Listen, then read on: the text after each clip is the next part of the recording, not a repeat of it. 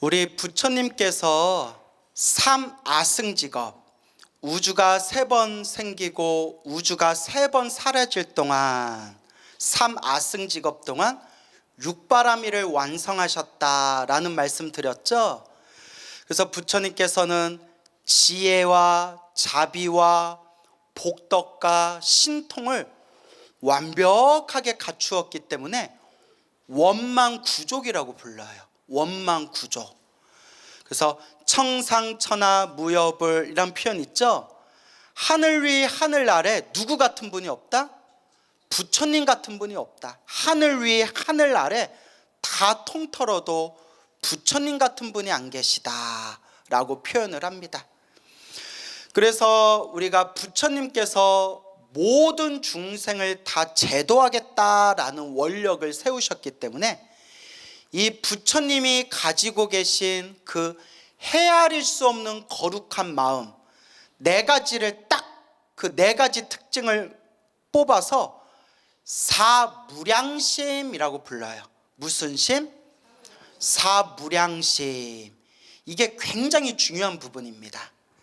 사무량심, 4가지 무량심, 헤아릴 수 없는 무량한 마음.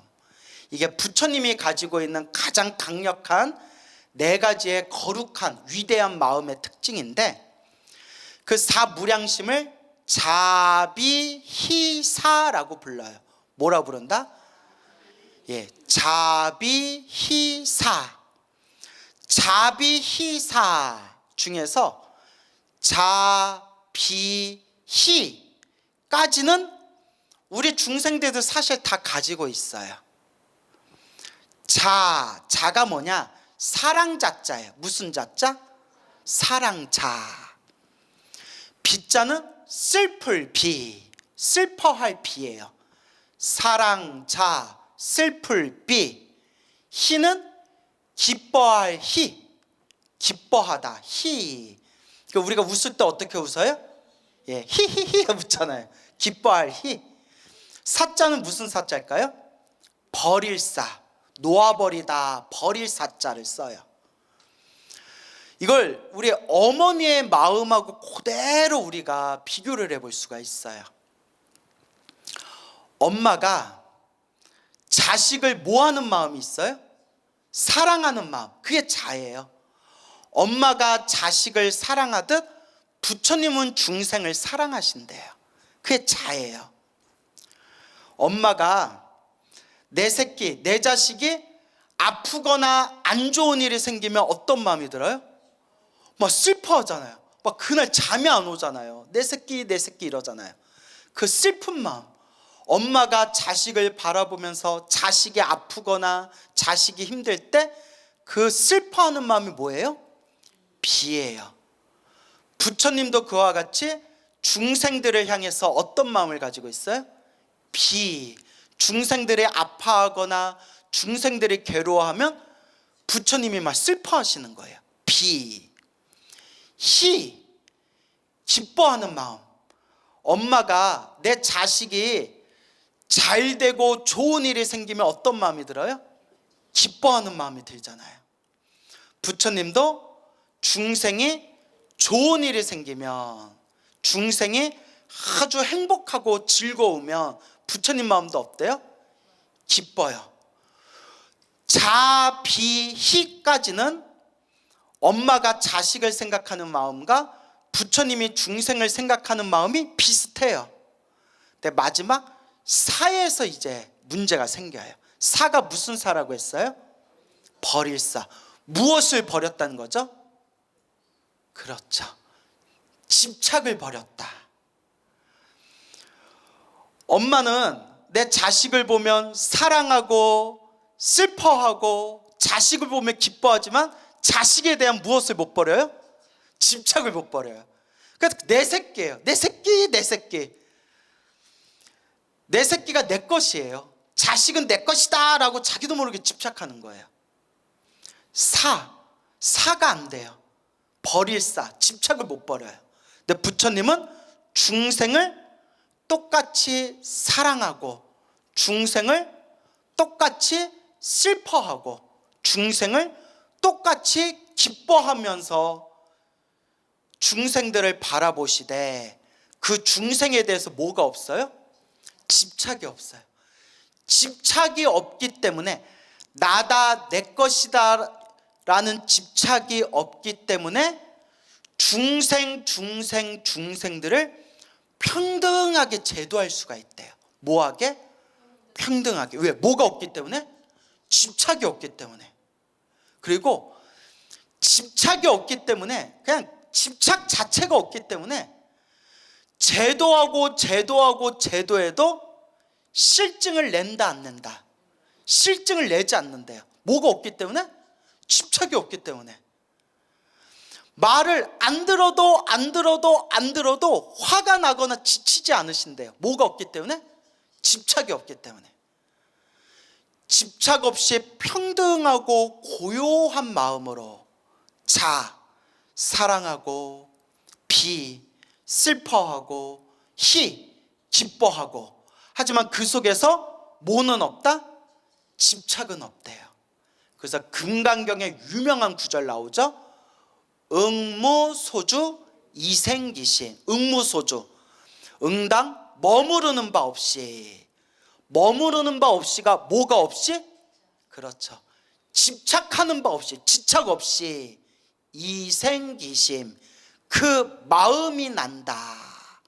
아무런 집착 없이 부처님께서는 자유자재로 중생들에게 법을 펼치시고 중생들에게 자비의 손길을 내미시고 중생들을 제도하시는 거예요.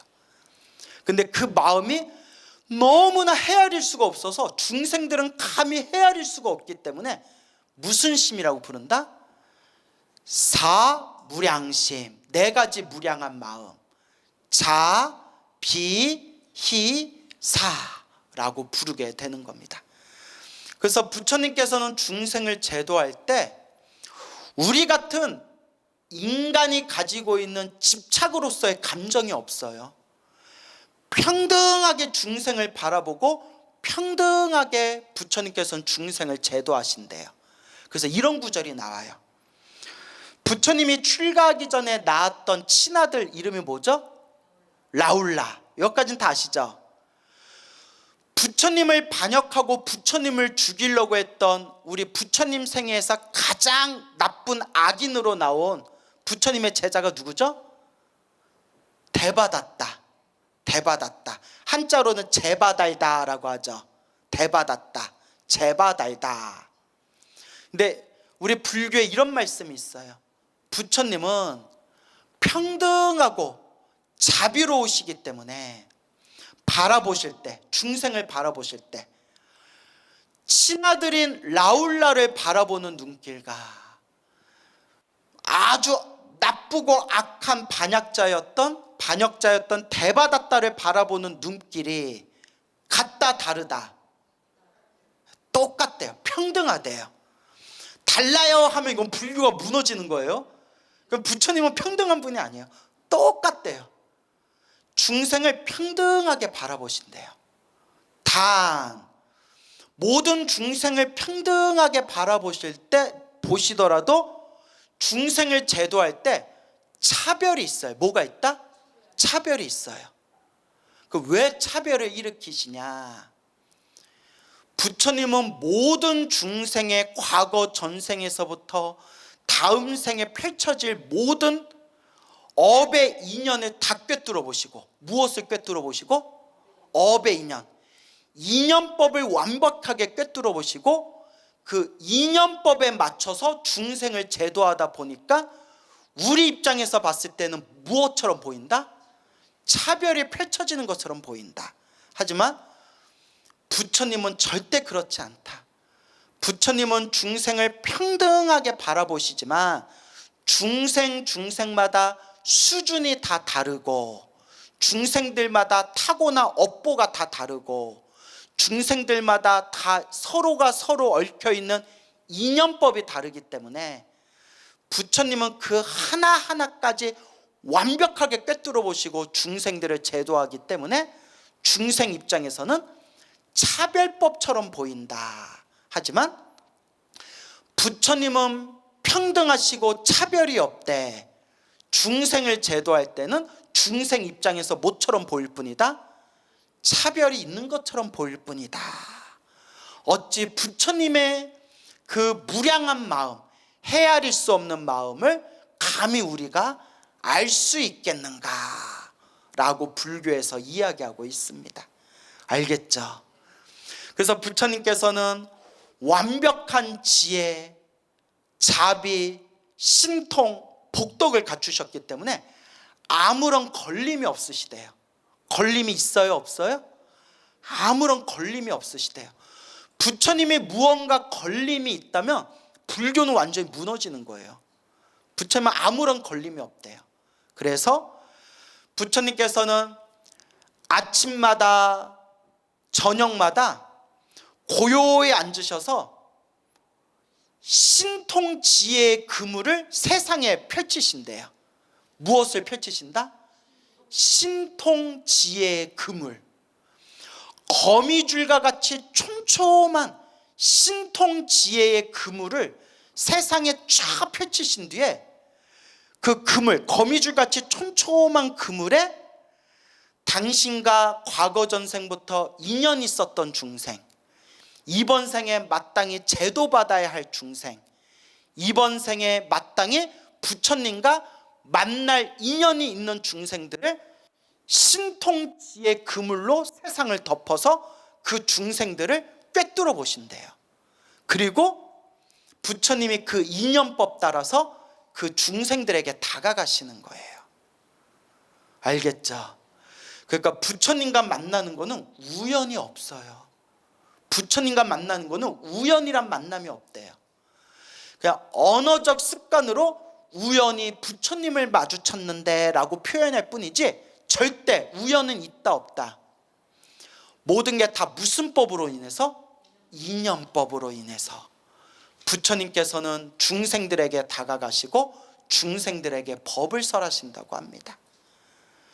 그래서 우리가 이번 생 사람으로 태어나 부처님 법을 만나는 것도 무슨 법이에요? 바로 인연법이에요. 그러면 우리가 이번 생 사람으로 태어나 부처님 법을 만난 게 좋은 인연일까요? 나쁜 인연일까요?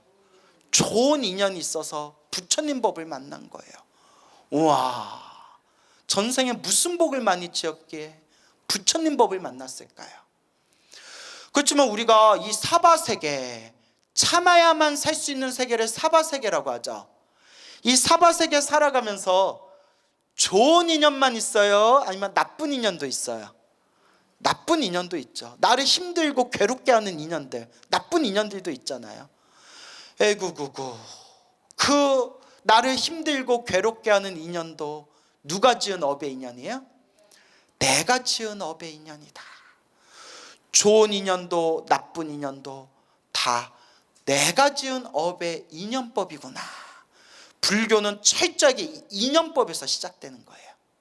그런데 모든 게 인연법이기 때문에 인연 따라 일어나고 인연 따라 사라지기 때문에 그 인연법에는 현상은 있지만, 뭐는 있지만? 현상, 펼쳐지는 현상은 있지만 뚫어보고 뚫어보고 뚫어보고 뚫어보면 고정된 실체는 있다 없다? 없다는 거예요. 비유를, 인연법이라는 게 비유를 들면 구름이 있어요. 구름에 서로 인연, 구름이 생길 만한 인연이 있어서 구름이 생겼어요. 그러니까 뭐 예를 들어 뭐 수분, 기온, 바람 등등 여러 가지 기후 조건이 딱 마주쳐야 구름이 생길 수 있을 만한 인연이 있어야 뭐가 생기는 거예요?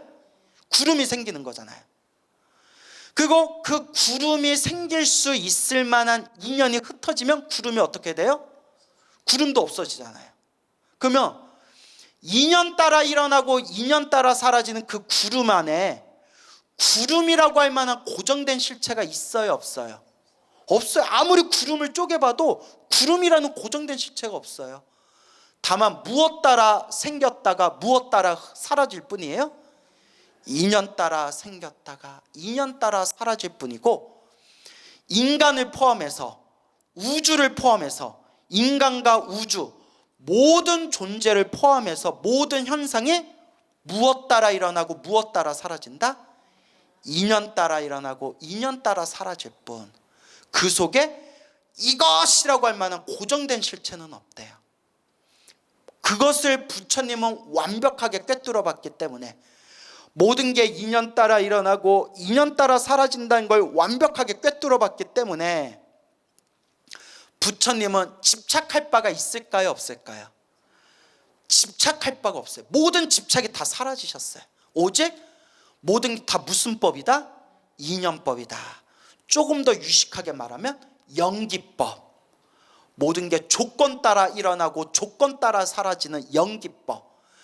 연기법, 인연법이 고정된 실체가 없다라는 뜻이지 아무것도 없다라는 뜻이 아니에요. 알겠죠? 여러분, 구름이 있어요, 없어요?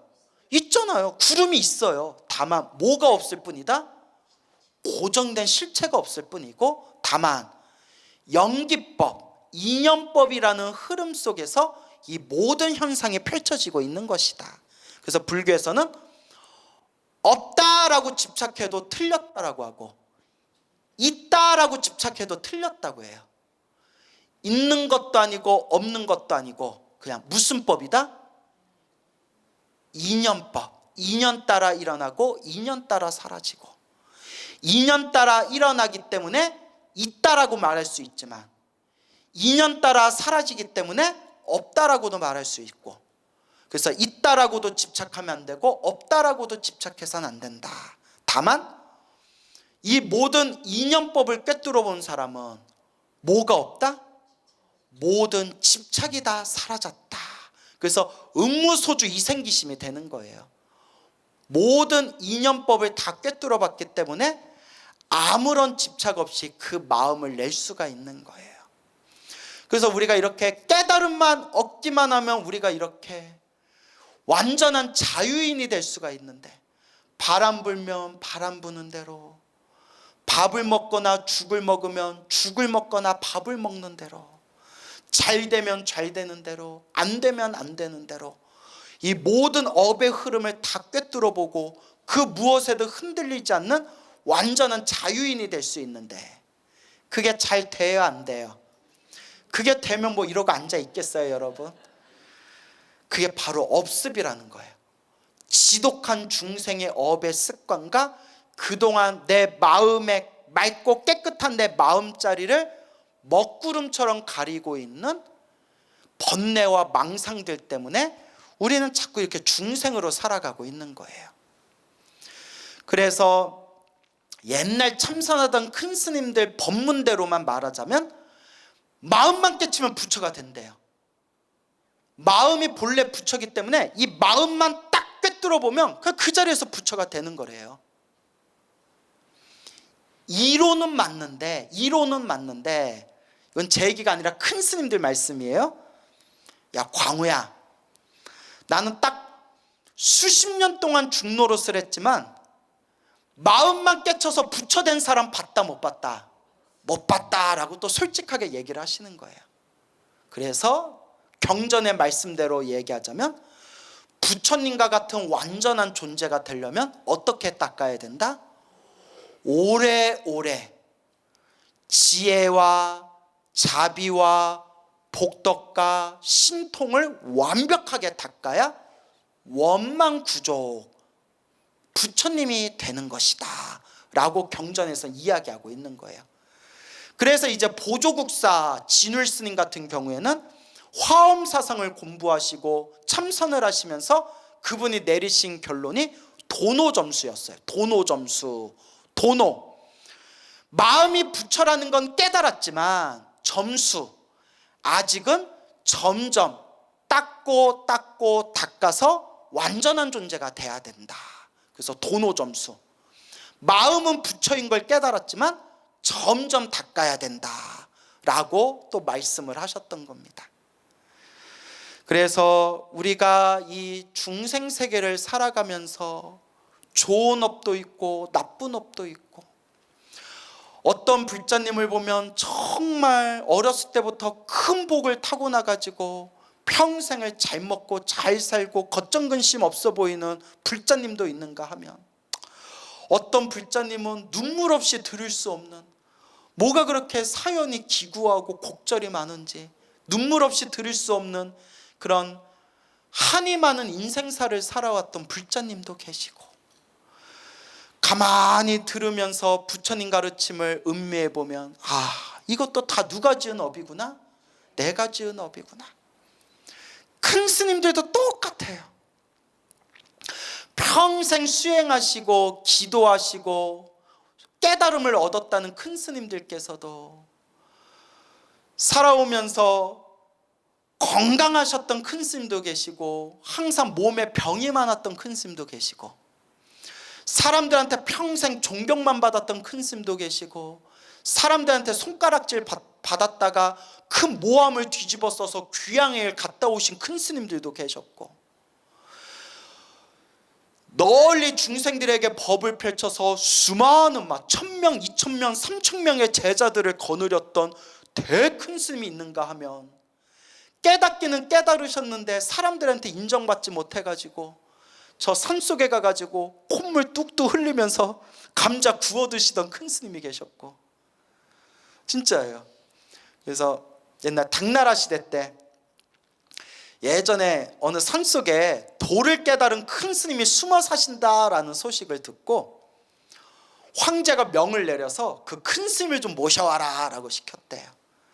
그래서 그 관리를 보냈는데, 관리가 그 큰 스님을 찾아서 갔는데 왜 꾀지지 떼국물이 줄줄 흐르는 봉두남발, 산발도 하지 않고 봉두남발을 하고 누더기를 입고 온 스님이, 토란 아시죠? 토란을 구워 드시고 계시는데 얼굴에 새까매가지고 콧물을 뚝뚝 흘리면서 그 토란을 이렇게 드시고 계시더래요.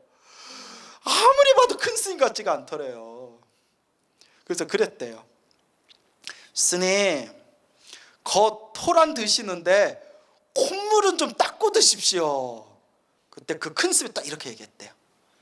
야, 내가 너한테 잘 보이려고 콧물을 닦아야 되겠냐 이랬대요. 그 말에 천하의 큰 스님이라는 사람들도 황제의 명을 받고 내가 딱 가면 내 앞에서 다들 긴장하고 나한테 막 잘 보이고 나한테 막 조심하려고 했는데, 황제의 명을 받고 온 내 앞에서도 한치에 눈 한 번 깜빡하지 않고 저렇게 마음이 자유자재시구나 하고 크게 감탄했다는 이야기가 전해지죠. 그랬던 스님도 계시고, 또 이제 또 어디 숨어 사던 큰 스님이 계셨는데, 산속 암자에서 숨어 사던 큰 스님한테 어느 신도가, 저 산에서 혼자 사시는 노스님, 내가 집에 모셔가지고 내가 좀 밥이나 좀 드려야겠다. 밥 드리고 오시면 옷도 좀 해드리고 바리떼도 좀 해드리고 내가 좀 신발도 새로 사드리고 해야 되겠다 생각이 딱 갔고, 큰 스님한테 가서, 스님, 몇월 며칠 날 제가 공양청 올릴 테니 저희 집에 같이 가시죠. 큰 스님이 밥 주면 좋지 야. 밥 좋다 야. 그래서 몇월 며칠 날 딱 갔대요. 스님 가시죠. 가자 하고 큰 스님이 뒤뚱뒤뚱 따라오시는데 키가 되게 작으셨나 봐요. 같이 스님 옆에 모시고 자기 집에 이렇게 이제 한참 산에서 한참을 내려가야 되는데, 그 전날에 비가 와서 그런지 군데군데 옛날 산길은 또 험했잖아요. 물 웅덩이가 있더래요. 물 웅덩이가 있는데 요 다리 짧은 큰 스님이, 노스님이 물 웅덩이를 지나가면서 펄짝 하고 뛰어가더래요. 또 물 웅덩이가 있으면 옆으로 피해가도 되는데 또 펄짝 하고 뛰어가더래요. 그러니까 이 신도가 어쩜 이렇게 채신머리가 없을까, 어쩜 저렇게 채통이 없을까, 에이구 그러면서 웅덩이 한 번 넘어갈 때마다, 신도가 못마땅해서 웅덩이 하나 넘어갈 때마다 에휴 신발은 날라갔다, 또 웅덩이 하나 날라갈 때마다 에휴 승복도 날라갔다, 또 웅덩이 또 펄짝 날라갈까, 에휴 스님한테 맛있는 공양 올리려고 했는데 그냥 밥이나 줘야겠다, 밥만 주고 그냥 보내야겠다, 저렇게 채신머리가 없어서야. 근데 그렇게 딱 생각하고 난 후부터 물 웅덩이가 나오도 스님이 안 뛰어넘더래요. 옆으로 쏙 점잖게 피해가더래요. 거의 집에 다 왔을 때 느낌이 너무 이상해서, 스님, 아까 처음에 산에서 내려올 때는 웅덩이 보일 때마다 펄짝펄짝 뛰어가시더니 왜 갑자기 중간부터는 물 웅덩이를 안 뛰어가세요? 그러니까 큰 스님이 딱 하는 얘기가, 이복에 여기까지 왔는데 밥은 먹고 가야 되지 않겠나. 그 신도 마음을 다 꿰뚫어 보고 있었던 거예요. 그러니까 내가 밥은 먹고 가야 되지 않겠나. 그러니까 스님의 집착 자체가 없었던 거예요. 참 옛날에 그런 숨은 도인 스님들의 이야기가 많아요. 그러니까 큰 스님들도 그렇게 각자 이 사바 세계에서 살아가던 삶의 모습이 다 저마다 차별이 있었어요. 그것도 누가 지은 업의 인연이다? 자기가 지은 업의 인연이고, 단 큰 스님들도 자기가 지은 업의 인연대로 살아가고, 중생들도 내가 지은 업의 인연에 의해서 살아가는데, 수행을 하신 큰 스님과 우리 같은 중생들 차이가 뭐냐? 뭐 하지 않는다? 그렇죠. 오늘의 중요한 주제죠. 뭐 하지 않는다? 집착하지 않아요. 우리는 좋은 인연을 만나면 희덕희덕거리고, 나쁜 인연을 만나면 막 속상해하고 힘들어하고 괴로워하지만, 깨달음을 얻으신 분들은 좋은 인연이 오면 좋은 인연이 오는 대로, 나쁜 인연이 오면 나쁜 인연이 오는 대로, 다 내가 지은 업의 인연들이 봄바람 귓가를 스치듯이 지나가는구나, 그것을 다 큰 스님들은 꿰뚫어 보고 계시는 거예요. 그래서 진정한 수행은 좋은 일이 생기고 나쁜 일은 오지 않는 것, 이게 수행이 아니래요. 좋은 일이 오든 나쁜 일이 오든 항상 마음이 편안한 것, 이게 진짜 수행이래요. 그리고 옛날에도 큰 스님들이 늘 말씀하셨지만, 사람이 좋은 일만 겪으면 사람이 못 쓰게 된대요. 뭐 하게 된다? 못 쓰게 된대요. 왜 못 쓰게 될까요? 그렇죠. 교만함에 빠져요. 맞아요. 교만심에 빠지고, 넘어져 본 적이 없는 사람이 다 커가지고 갑자기 넘어지게 되면 일어나는 법을 모른대요. 그러니까 막 너무 깨끗하게만 살았던 사람은 몸에 좀 더러운 게 묻으면 막 어쩔 줄을 몰라 한대요. 그래서 온실 속에서 아주 귀하게 자란 꽃이나 풀은 바깥에 며칠 내놓는 순간 어떻게 돼요? 금방 시들어 버리는 거예요. 그래서 잡초 같은 내 인생 하지만, 인생 살아가는 데는 뭐같이 더 살아봐야 된다? 잡초같이 살아보는 게 오히려 기나긴 인생의 흐름에선 좋은 거래요. 그래서 나온 말이, 물론 사람은 다 고생하기는 싫지만 그래도 인생 살아보신 어른들이 하는 말이, 야, 고생은 언제라도 해본다? 젊어서 고생은 나중에 뭐가 된다? 약이 된다라고 하셨죠. 일부러 젊어서 고생은 약이 되는 법이다. 그래서 우리 부처님께서도 중생들이 사는 업의 인연들을 다 꿰뚫어 보시면서 늘 하시는 말씀이, 그대들이여 복을 지어라, 선업을 지어라, 공덕을 닦아라 라고 말씀하시는 겁니다. 그래서 제가 늘 말씀드리죠. 기도하면 업장이 소멸하는데, 열심히 기도해도 나쁜 일이 생기는 것은, 이것도 누가 지은 업이다? 내가 지은 업이고, 크게 받을 걸 어떻게 받는다? 작게 받는 것이다. 경전을 보면서 잘 이해가 되지 않았던 부분을 신도님들과 상담을 하거나 대화를 하거나 신도님들의 기도가피 이야기를 들으면서 많은 걸 느끼게 돼요. 그래서 부처님 말씀이 틀린 게 없구나. 제가 관세음보살 보문품 관음경에 나오는 가피 이야기를 믿어요. 지장경에 나와 있는 가피 이야기를 믿어요. 수많은 불보살님의 그 신비한 가피 이야기를 제가 믿어요. 왜 믿냐? 제가 체험한 것도 있지만, 불보살님께 기도해서 체험하신 수많은 불자님들의 이야기를 너무 많이 듣다 보니까 안 믿을 수가 없는 거예요. 안 믿을 수가 없는 거예요. 그런데 한 가지 재미난 사실이 뭐냐, 스님, 부처님께 간절히 기도해서 가피를 받아도, 무엇을 받아도? 가피를 받아도, 정말 은혜롭고 감사한 가피를 받아도 시간이 지나니까 또 어떻더라고요? 또 힘든 일이 또 생기더라고요. 너무나 돈 문제 때문에 너무나 괴로워서 기도해서 돈 문제를 좀 넘겼더니 자식이 속을 썩히고, 이 자식 때문에 몇 년 동안 기도해서 겨우겨우 자식 문제를 해결했더니 남편이 문제를 일으키고, 남편 문제 때문에 몇 년 동안 피눈물 흘리면서 기도해서 드디어 집안의 평화를 되찾았는데, 어떻게 그렇게 잘하세요? 보살님 얘기인가요? 어떻게 그렇게 잘하세요? 예전에 했던 얘기죠. 내가 병에 걸려버린 거예요. 근데 그분은 기도해서 가피를 체험했기 때문에 부처님 의심을 안 한대요. 하지만 속상한 건 사실이래요. 얼마나 내가 닦아야 되나,